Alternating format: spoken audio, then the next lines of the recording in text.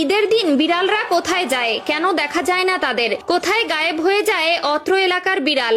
এছাড়াও পৃথিবীর মধ্যে কোন জাতি বিড়ালকে কোরবানি দিয়ে থাকে?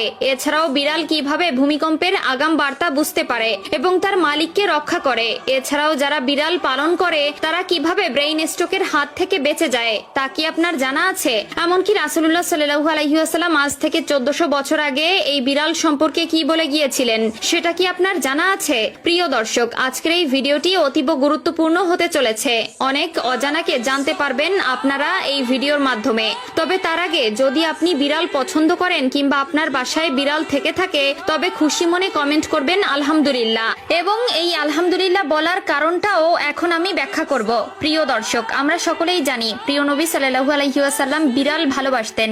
এই বিড়াল সম্পর্কে মহানবী সাল্লাল্লাহু আলাইহি ওয়াসাল্লাম কিছু হাদিস বলে গেছেন আমাদের, যার মধ্যে রাসূলুল্লাহ সাল্লাল্লাহু আলাইহি ওয়াসাল্লাম আবু দাউদ শরীফের 754 নম্বর হাদিসে ও তিরমিজি শরীফের 92তম হাদিসে বলেন, বিড়াল কোনো অপবিত্র প্রাণী নয়, বরং এটি তোমাদের গৃহপালিত প্রাণী। এছাড়াও রাসূলুল্লাহ সাল্লাল্লাহু আলাইহি ওয়াসাল্লাম আমাদেরকে বিড়ালের প্রতি দয়া করা নিয়ে একটি ভয়ানক হাদিস বলে গেছেন, যেটা সহিহ বুখারীর হাদিস নম্বর 3318 এবং সহিহ মুসলিমের হাদিস নম্বর 5717তে বলা হয়েছে, একবার রাসূলুল্লাহ সাল্লাল্লাহু আলাইহি ওয়াসাল্লাম এক মহিলার কথা উল্লেখ করলেন যে একটি বিড়ালকে বন্দী করে রাখায় তার উপর আযাব হয়েছিল, কারণ সে বিড়ালটিকে খেতে দেয়নি এবং মুক্তও করেনি যাতে নিজের খাদ্য সংগ্রহ করতে পারে। এছাড়াও আধুনিক গবেষণায় উঠে এসেছে যারা বিড়াল পালন করে, বিড়ালকে ভালোবাসে, ব্রেইন স্ট্রোক এবং হার্ট অ্যাটাকের সংখ্যা কমে যায়।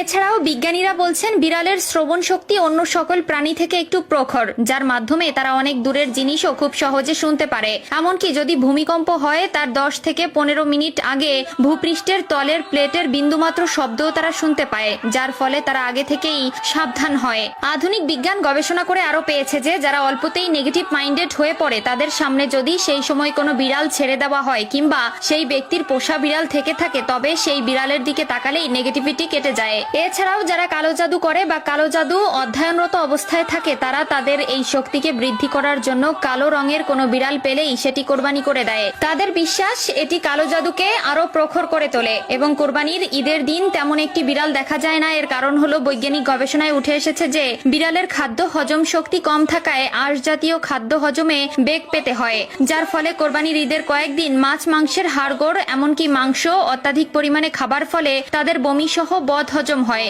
এবং তখন তাদের কাঁচা সবুজ ঘাস খাওয়ার প্রয়োজন পড়ে, যার ফলে তারা লোকালয় ছেড়ে নির্জন এলাকায় ঢুকে ঘাস খায় এবং বিশ্রাম নেয়। তাই প্রিয় দর্শক, বিড়ালের এত গুণাগুণ জানার পরেও যদি কেউ বিড়ালকে ঘৃণা করে তবে সে মূর্খ ছাড়া আর কিছু নয়। তাই তাদের বিড়াল পছন্দের বা যাদের বাসায় বিড়াল আছে তারা একবার কমেন্টে আলহামদুলিল্লাহ বলে যায়।